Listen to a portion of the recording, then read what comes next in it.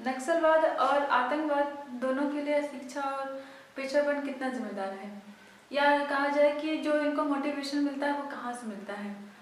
अगर इस पर काम करने की ज़रूरत लगती है तो हम एजुकेशन सिस्टम और पिछड़ेपन को दूर करके क्या इनडायरेक्टली इसको ख़त्म कर सकते हैं? बहुत सारे प्रश्न पूछे आपने।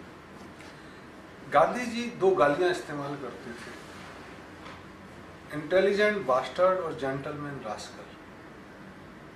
इन लोगों से ज्यादा दिक्कत है बजाय अनपढ़ लोगों की। अनपढ़ ज्ञानी और पढ़े लिखे बदमाश,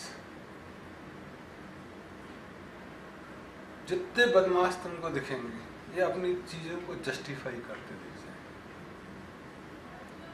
और अनपढ़ अज्ञानी या अनपढ़ ज्ञानी, तुम देखोगे कि जब तक सर्वाइवल पे नहीं आता है तब तक वो बिल्कुल सीधे बने रहते और सीधे होते हैं। फिर जब कोई सुन ही नहीं रहा, उनकी लात मार रहा है, तब मजबूरी में एक या दूसरे की तरफ जाते हैं, या तो मुखबिर बनते हैं या उनकी शरण में जाते हैं। तो पढ़ाई लिखाई से ज्ञान आता है ऐसा नहीं। अगर पढ़ाई लिखाई से चीजें होती तो देश में इतने पुलिस केस और इतने भ्रष्टाचार के केस नहीं होते। वो आतंकवाद है, उग्रवाद है, यहाँ भ्रष्टाचार है। अगर दोनों में तुम तुलना करोगे तो तथाकथित सभ्य समाज में ज्यादा गड़बड़ियां हैं।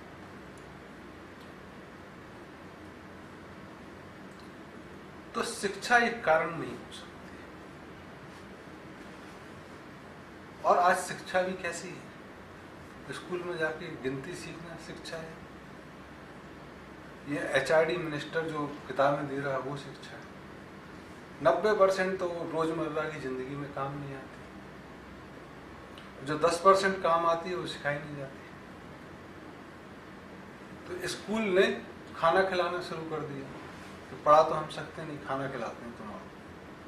एक कमरे में सर्व शिक्षा अभियान की तरह कक्षा 1 से 5 तक उसी कमरे में बैठे, कोई भी आदमी पढ़ नहीं सकता खेलने के अलावा, जोर से बातें करने के अलावा। तो टीचर भी पागल हो रखे हैं और बच्चे करेंगे क्या? सैडिस्ट। उस शिक्षा व्यवस्था से तुम सोचोगे कुछ हो रहा है, उससे तो कुछ होता नहीं। दूसरा, आर्मी में पुलिस में आप मोटी तनख्वाह देते हो तब भी बच बच के जाते हैं लड़ने, और पूरे ग्रोह के साथ। तो उनको ऐसा कौन सा मोटिवेशन है कि वो अपनी जान लगा के लड़ने आ रहे हैं? तो तुम देखोगे कि या तो उनका आइडेंटिटी क्राइसिस होने लगा, या वो एक्सटिंक्शन के कगार पे हैं,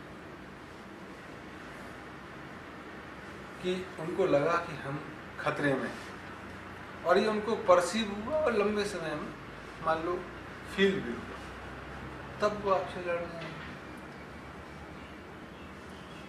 तो एक्सटेंशन के लेवल पे कई लोग कंटिन्यूअस परेशान किए जाने से, कई लोग आपके एक अकर्मण्यता से कह सकते हैं, और इनसेंसिबल बिहेवियर से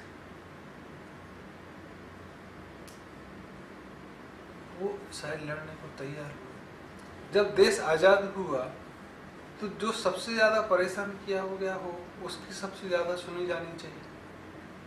लेकिन तुम देखोगे कि सेंट्रल इंडिया में झांसी वाला बेल्ट, मेरठ तो खैर दिल्ली के पास है इसलिए बात अलग हो गई, जहां जहां से बिगुल बजा वहां की आज भी चीजें पीछे।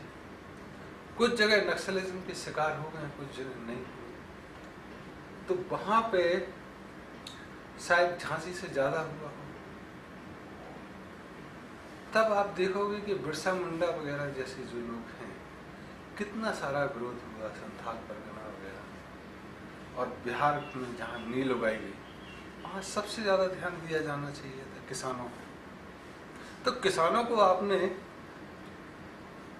सब्सिडी तो दी, लेकिन जो आदमी टैक्स देता रहा हो किसी जमाने में, आज तुम उसको कह रहे हो कि आप एक जो लंगड़ा आदमी होता है बैसाखियों पे चले, आप सब्सिडी दे रहे हो, सब्सिडी में करप्शन हो रहा है, सब्सिडी पहुंच नहीं रही है। आप उसकी मदद करने के लिए ट्रैक्टर पर डिस्काउंट देते हो,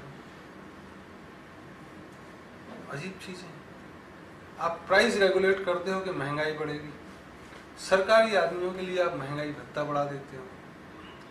आप ये नहीं सोचते हो कि इतना महंगाई भत्ता बढ़ा तो गेहूं के रेट बढ़ने चाहिए, कम से कम लागत का 20% तो आना चाहिए, जो आप इंडस्ट्रीज में 40% रखते हो। और कुछ इंश्योरेंस प्लान कि मान लो 4 साल में 1 साल फसल खराब होती है, तो 4 साल का डिवाइड कर लो, उस हिसाब से हम करेंगे।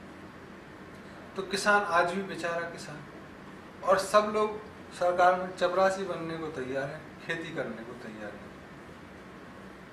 एक आध उदाहरण तुमको कभी टीवी में दिखाएगा, फला फला इंजीनियर है, उसने 10 एकड़ जमीन में नए प्रयोग किए और थोड़ा फायदा हुआ, वो है।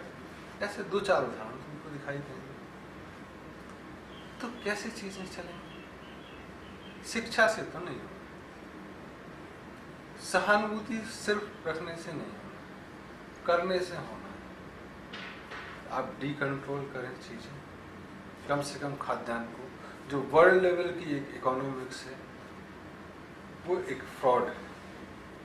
चाहे वो लंदन स्कूल ऑफ इकोनॉमिक्स में पढ़ाई जाए, चाहे Shri Ram college of art and commerce में पढ़ाई, कि रोजमर्रा की चीजें सस्ती होनी चाहिए, मतलब उनका उत्पादन करने वाले लोग सस्ते में उपलब्ध होने चाहिए। और 75% लोग ऐसे में जुड़े हुए हैं, और जो जंगल से आ रहा वो तो फ्री में ही है, उसके उत्पाद की कीमत आप कुछ आंकेंगे नहीं। तब चीजें, गरीबी, भुखमरी, ये सब तो उसके परिणाम। तो इसमें शिक्षा क्या करेगी? इसमें तो रादर शिक्षित लोग बदमाशी का काम कर रहे हैं, इन पे नकेल कसना ज्यादा जरूरी है।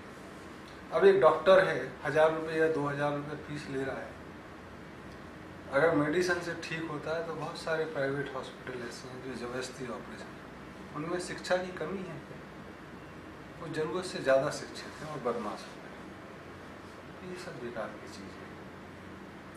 नीयत कैसी है इस पर निर्भर।